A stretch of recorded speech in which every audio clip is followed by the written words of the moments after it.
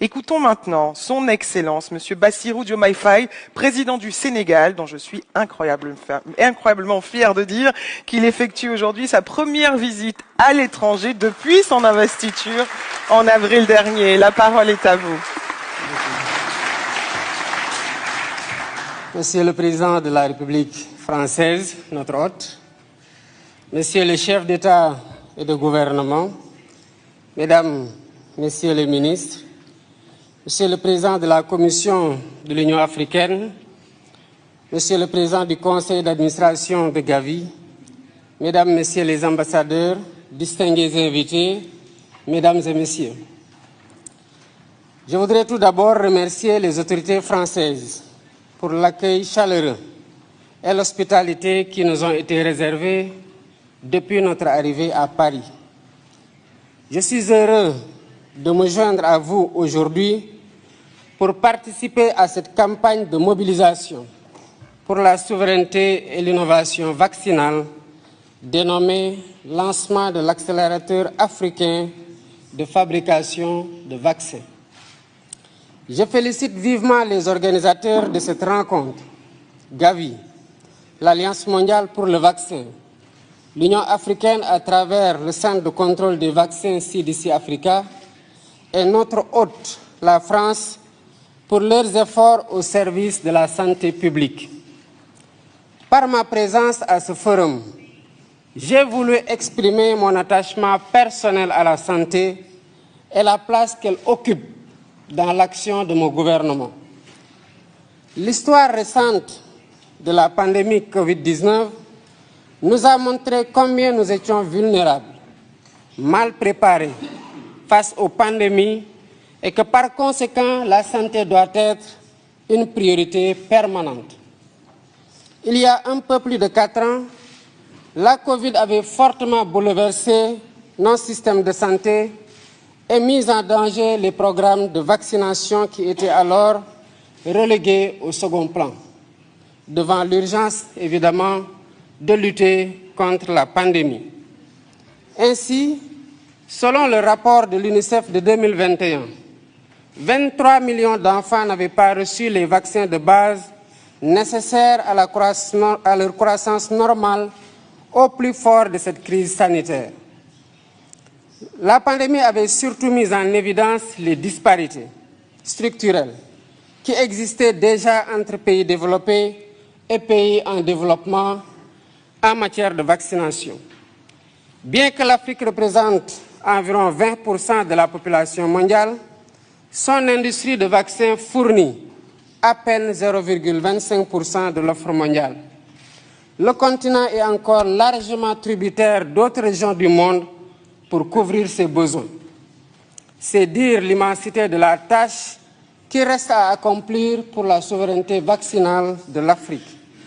Mesdames, Messieurs, en consacrant cette rencontre au lancement de l'accélérateur de la production des vaccins en Afrique, AVMA, Gavi et l'ensemble de ses partenaires s'inscrivent dans la voie pour corriger les points faibles du continent en matière de riposte face aux pandémies, telles que le manque d'équipements et de médicaments, mais surtout de vaccins. Nous avons vécu cela pendant la pandémie Covid-19 avec l'arrivée tardive et en nombre insuffisant des vaccins. Un des défis majeurs pour l'Afrique aujourd'hui, c'est de produire des vaccins, des médicaments et diagnostics, mais également d'accéder aux plateformes de commercialisation pour participer pleinement à la lutte contre les menaces sanitaires futures. C'est une volonté politique de l'Afrique et nous invitons tous les partenaires à soutenir cet agenda qui constitue une priorité au même titre que les autres priorités liées notamment aux situations de guerre ou de changement climatique. L'Afrique a les capacités de production locale de vaccins. Des pays pionniers s'y sont engagés, dont le Sénégal avec l'Institut Pasteur de Dakar. Je rappelle que cet institut existe au Sénégal depuis un siècle et qu'il a une expérience quasi centenaire dans la fabrication de vaccins. L'Institut Pasteur de Dakar a fabriqué son premier vaccin contre la fièvre jaune en 1937. Ce même vaccin a reçu la préqualification de l'OMS en 1966, donc depuis plus de 50 ans.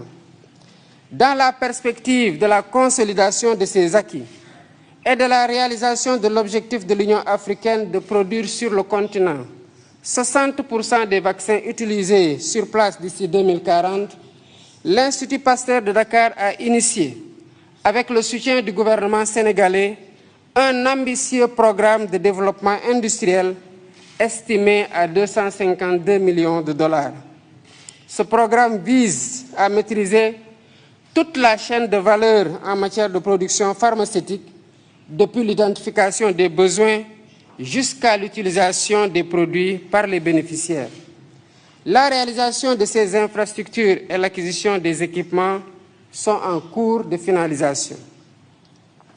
Le site du vaccinopole de Diamniadio, qui constitue une des entités de ce programme, aura une capacité de production annuelle de 3 millions de doses de vaccins de routine, épidémiques ou pandémiques, et utilisera les 3 plateformes technologiques dont l'ARN messager.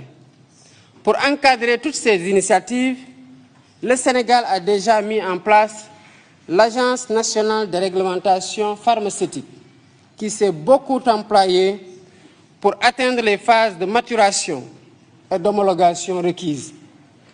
Tout ceci n'aurait pas été possible sans un surcroît d'efforts dans la mobilisation des ressources pour le financement de la recherche, de l'innovation et des infrastructures de santé. Je remercie à ce sujet les pays, institutions et organismes partenaires, au premier rang desquels figure Gavi, pour le soutien qu'ils apportent au Sénégal, en particulier dans les efforts de promotion du vaccin et de la vaccination. Notre partenariat avec Gavi, il faut le souligner, nous a valu beaucoup de résultats positifs. Merci, M. Barroso, pour ce soutien constant. Il a beaucoup contribué à l'efficience de notre programme national de vaccination et à la lutte contre la mortalité infantile. Contre la mortalité infantile et précoce. Je sais que Gavi fait la même chose dans d'autres pays avec des rendements aussi appréciés en matière de prévention sanitaire, de prise en charge médicale adéquate et de lutte contre la mortalité précoce. En tant que pivot essentiel de la solidarité et en reconnaissance des immenses services qu'il rend aux pays bénéficiaires, Gavi mérite le soutien continu de la communauté internationale. C'est la raison pour laquelle, en ma qualité de président de la République du Sénégal, je lance un appel à tous les pays et institutions partenaires afin qu'ils contribuent généreusement à la reconstitution des fonds de Gavi pour la période particulièrement de 2026 à 2030. Soutenir le financement de Gavi, c'est aussi investir stratégiquement et à un rythme plus soutenu dans la protection de nos enfants, des générations actuelles et futures. Je serai engagé dans cette campagne pour Gavi et je vous invite tous. Ensemble, mobilisons-nous.